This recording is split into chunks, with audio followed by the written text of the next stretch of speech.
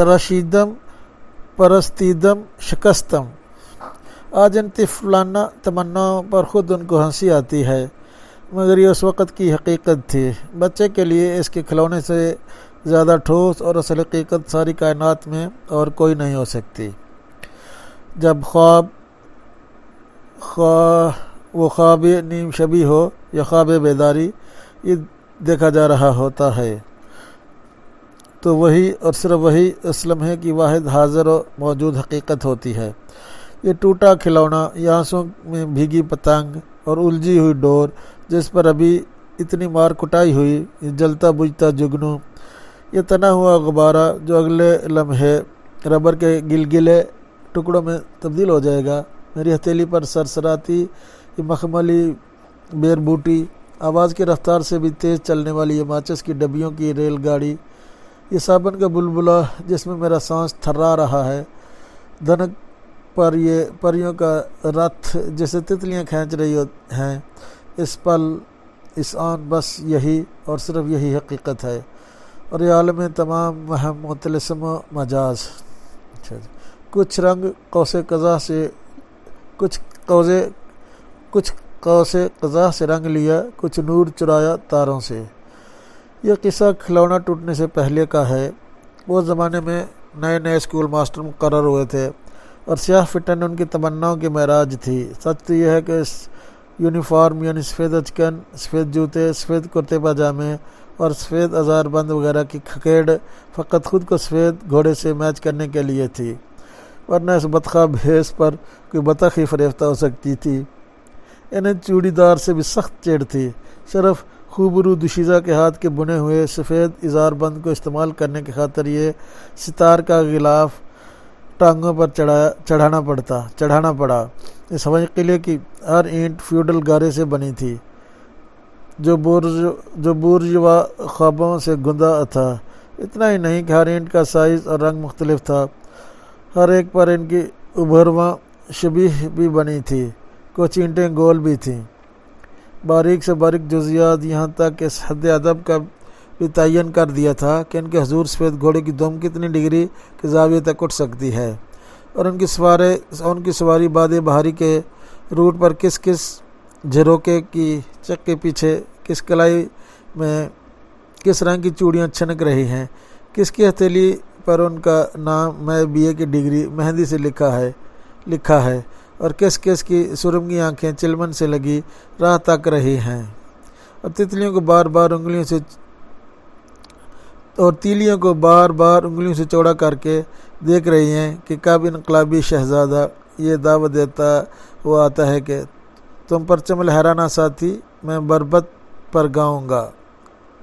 یہاں اتنا عرض کرتا چلوں کہ اس سے زیادہ محفوظ تقسیم کار اور کیا ہوگی کہ گھمسان کے رن میں پرچم تو محبوب اٹھائے کٹتا مرتا پھرے، اور خود شاعر دور کسی مرمری مینار میں بیٹھا ایک متروک و دقیانوسی ساز پر ویسا ہی کلام یعنی خود اپنا کلام گا رہا ہو۔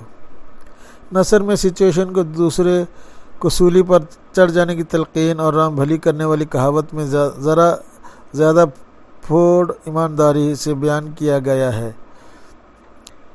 لیجیے مطلع میں ہی سخن گسترانہ بات آ پڑی، ورنہ کہنا صرف اتنا تھا کہ مزے کی بات یہ تھی کہ سوتے جاگتے خواب کے دوران بشارت نے خود کو اسکول ماسٹر ہی کے رول میں دیکھا، منصب بدلنے کی خواب میں بھی جرت نہ ہوئی، شاید اس لیے بھی کہ فٹن اور ریشمی ازار بند سے صرف اسکول ماسٹروں پر ہی رو پڑ سکتا تھا۔ زمینداروں جاگیرداروں کے لیے یہ چیز کیا حیثیت رکھتی تھی؟ انہیں اپنی پیٹھ پر 20 برس بعد بھی اس آتشین لکیر کی جلن محسوس ہوتی تھی جو چابک لگنے سے اس وقت اپڑی تھی جب محلے کے لونڈوں کے ساتھ شور مچاتے چابک کھاتے وہ ایک رئیس کی سفید گھوڑی والی فٹن کا پیچھا کر رہے تھے۔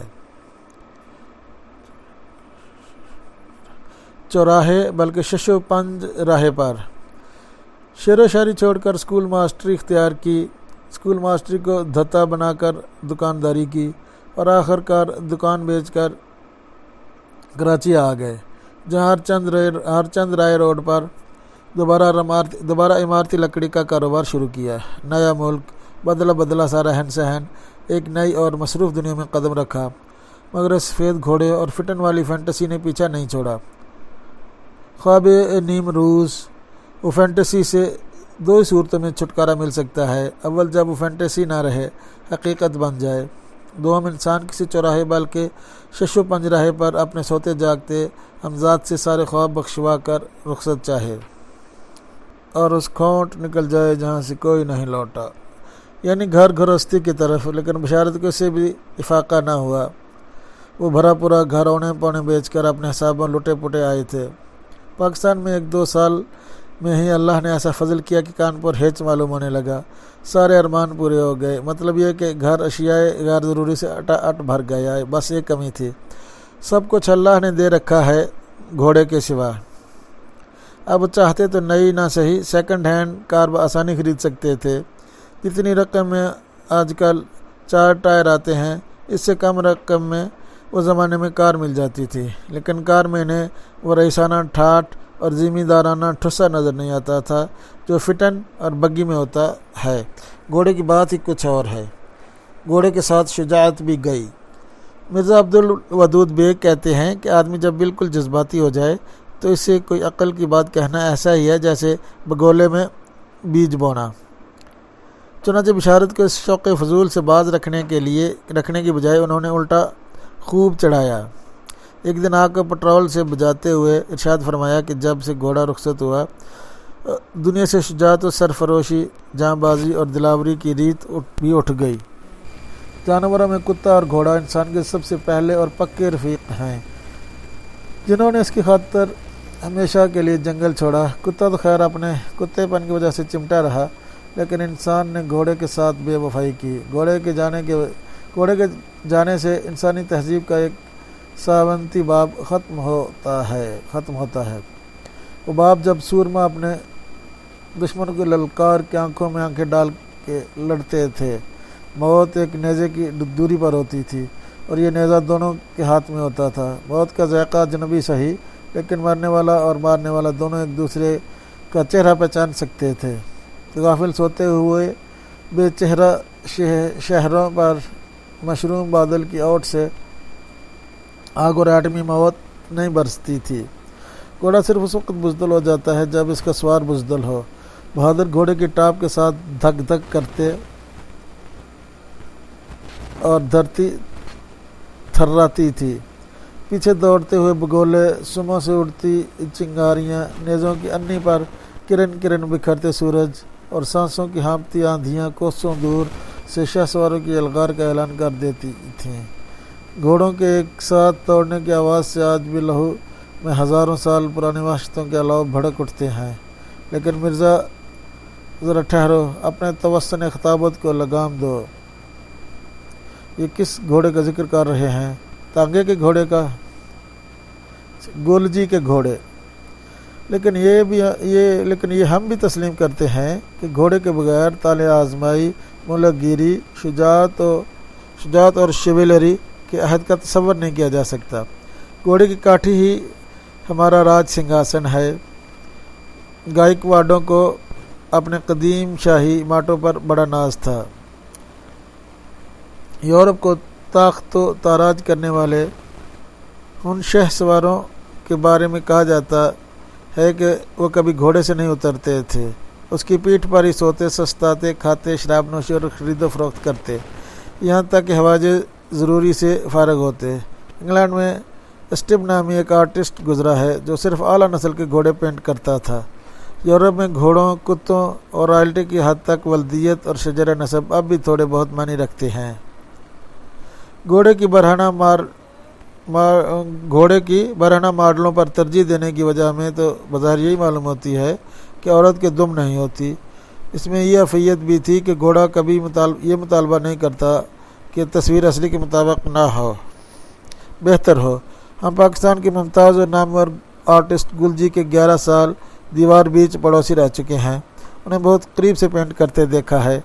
وہ صرف رات کو اور وہ بھی 12 بجے کے بعد پینٹ کرتے ہیں۔ کافی عرصے تک ہم یہی سمجھتے رہے کہ شاید انہیں رات میں بہتر دکھائی دیتا ہے، لیکن جب سے خود ہم نے السر کی تکلیف کے سبب رات کو لکھنا پڑھنا شروع کیا، ہمسائے کے بارے میں بدگمانی سے کام لینا چھوڑ دیا۔ کیا تجھ کو خبر کون کہاں جھوم رہا ہے؟ انہیں بھی گھوڑوں سے بے انتہا شغف ہے۔ ان کی تصویریں بنا کے لاکھوں کماتے ہیں۔ سنا ہے ایک دفعہ کسی نے، ہم نے نہیں، مذاق میں کہہ دیا کہ جتنے کی آپ ایک گھوڑے کی تصویر بیچتے ہیں، اس میں تو 3 زندہ گھوڑے بآسانی آ سکتے ہیں۔ اتنا تو ہم نے بھی دیکھا کہ اس کے بعد وہ کینوس پر کم از کم 3 گھوڑے بنانے لگے۔ یہ بھی دیکھا کہ جتنے پیار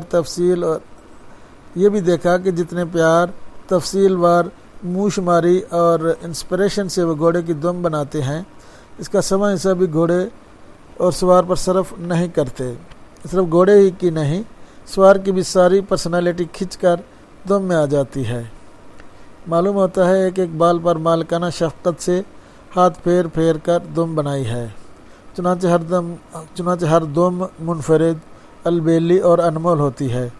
دل کی بات پوچھئے تو وہ فقط دم بنانا چاہتے ہیں، باقی ماندہ گھوڑا انہیں فقط دم کو اٹکانے کے لیے تعاون و کرہن بنانا پڑتا ہے۔ کبھی کسی VIP خاتون کی پورٹریٹ خاص توجہ سے بہت ہی خوبصورت بنانی مقصود ہوتی تو اس کے بالوں کی پونی ٹیل بطور خاص ایسی بناتے کہ کوئی گھوڑا دیکھ لے تو بے قرار ہو جائے۔